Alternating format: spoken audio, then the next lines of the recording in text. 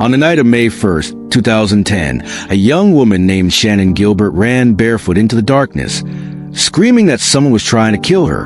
Her voice, captured in a chilling 911 call, was panicked, disoriented, desperate.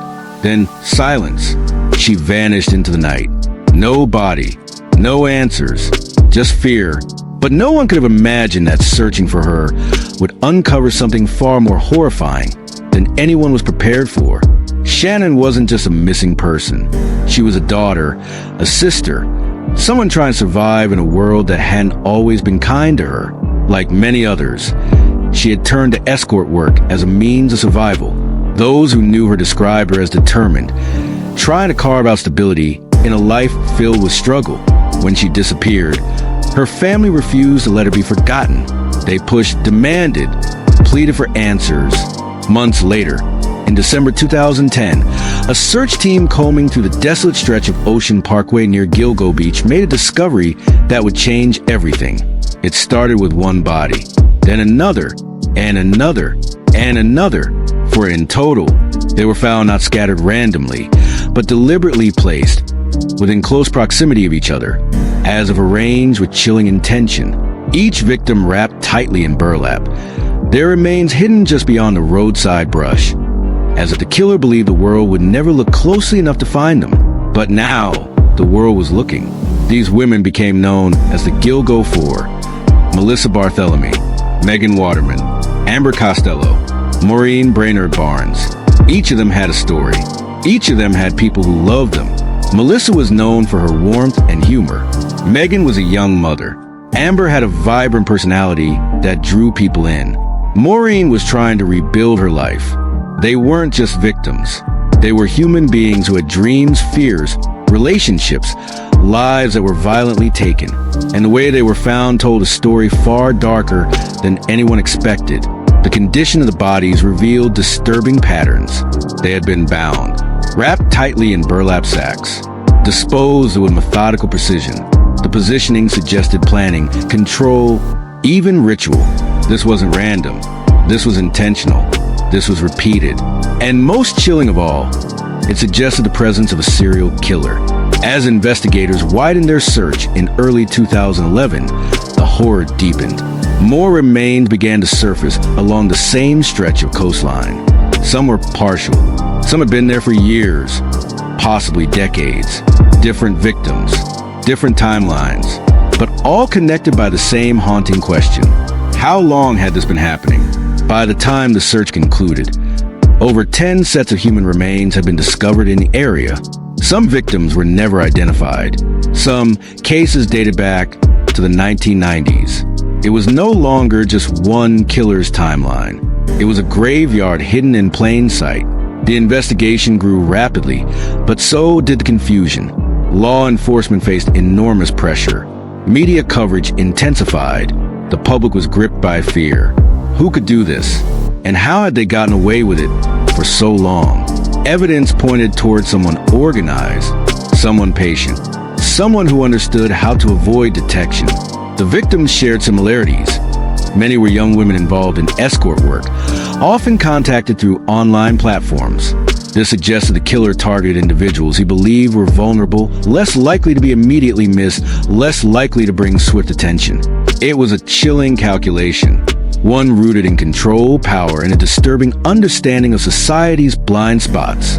But despite the urgency, the case began to stall. Internal issues within law enforcement complicated the investigation. Disagreements, mismanagement, and lack of coordination slowed progress. Critical opportunities may have been missed. Leads went cold. Families of the victims grew frustrated. They wanted answers, justice, closure. Instead, they were met with silence. Years passed. The killer remained free. And then there was Shannan Gilbert, the woman whose disappearance had led to everything.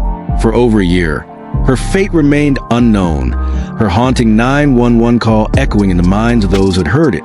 In December 2011, her remains were finally discovered in a marsh not far from where she had vanished. Her death raised even more questions. Was she a victim of the same killer? Or had she stumbled into something far more dangerous that night? Authorities later suggested her death may not have been a homicide, but many, including her family, refused to accept that explanation because the fear in her voice, the terror in her final moments told a different story. The community was left shaken. Residents who once saw the quiet coastal stretch as peaceful now viewed it with unease. Families of the victims live with unimaginable grief, haunted by the way their loved ones were found, and the fact that justice remained out of reach.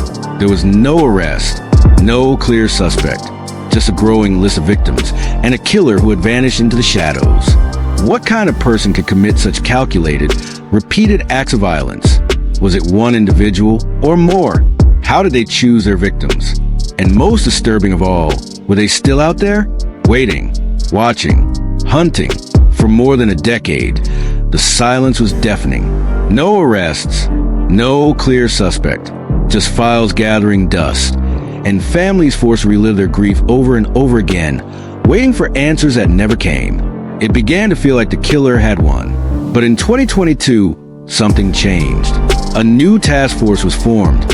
Fresh eyes, new determination, and access to technology that didn't exist when the bodies were first discovered. Investigators reopened the case with a single goal: find the person who had hidden in plain sight for years. They started from the beginning. Every phone call, every movement, every forgotten detail. And then a pattern emerged. The victims had all been contacted through burner phones, disposable devices used briefly, then discarded. For years, these phones had been nearly impossible to trace, but technology had evolved. Investigators painstakingly analyzed call records, triangulating locations, cross-referencing data, rebuilding timelines that had once seemed impossible to reconstruct. One number kept resurfacing, again and again. It was like a ghost, appearing only long enough to lure victims in, then disappearing. But this time, it didn't disappear completely. It left behind a trail. That trail led to a man who, on the surface, seemed entirely ordinary. Rex Hoyerman was a married father, an architect, a man who worked in Manhattan, commuting daily, blending seamlessly into the rhythm of everyday life. He had colleagues, clients, a routine. Nothing about him screamed danger. And yet, beneath that normal exterior, investigators believed there was something far darker. As they dug deeper, the pieces began to fall into place. Phone records placed him in direct contact with multiple victims. Location data showed his movements aligning with the times the victims disappeared. Then came the most chilling discovery of all. DNA, strands of hair recovered from the victims, preserved for years, were finally tested using advanced forensic techniques. The results pointed back to him, linking him physically to the crime scenes in a way that could no longer be ignored. It wasn't just coincidence anymore. It was connection. In July 2023, after years of waiting, the case finally broke open. Hoyerman was arrested. For the families of the victims, the moment was overwhelming. Relief mixed with disbelief. The man they had been searching for, the one who had evaded justice for so long, was finally in custody. But the deeper investigators looked, the more disturbing the picture became. Inside his digital life, they uncovered something chilling. A document, not just notes, not random thoughts. A structured, deliberate planning document. It allegedly outlined methods, how to approach victims, how to control them, how to dispose of evidence, how to avoid being caught. It read less like a journal and more like a blueprint, a system, a method, a calculated approach to murder. This wasn't impulsive violence. This suggested patience, strategy, rehearsal, a mind that didn't just commit crimes, but studied them, perfected them. Psychologically, investigators and experts began to build a profile. The targeting of vulnerable women, many working as escorts, suggested a perpetrator who sought control over those he believed society would overlook. It pointed to a chilling awareness of marginalization and a willingness to exploit it. The careful disposal of bodies, the use of burner phones, the apparent effort to avoid leaving evidence, all indicated high levels of organization. This wasn't chaos. It was discipline. Some experts suggest traits consistent with psychopathy, a lack of empathy, manipulative tendencies, and the ability to lead a double life without detection. Others point to the possibility of deep-seated anger or resentment, potentially toward women, expressed through acts of domination and violence. There's also the question of escalation. If the timeline truly stretches back to the 1990s, it suggests decades of activity, decades of refinement, growing confidence, and increasing risk-taking, which raises a terrifying possibility. How many victims were never found? As charges expanded, prosecutors linked Hoyerman to additional victims, pushing the timeline further back than originally believed. Each new connection brought renewed grief to families and new questions for investigators. Was he acting alone, or was there something else hidden within the layers of this case? Despite the mounting evidence, Hoyerman pleaded not guilty, and as the legal process unfolds, the full truth remains just out of reach. For the families, the pain didn't end with the arrest. If anything, it deepened, because now the details were coming out. The way their loved ones had been targeted, the way they had suffered, the realization that for years, the person responsible may have been living an ordinary life, walking past strangers, going to work, existing undetected. It's the kind of truth that changes how you see the world. The community, too, was forced to confront a chilling reality. This wasn't a monster hiding in the shadows. This was someone who blended in, someone who looked like everyone else. And still, questions remain. Some victims have never been identified. Some connections remain unclear.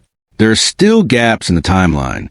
Unanswered questions about motive, about method, about whether everything has truly been uncovered.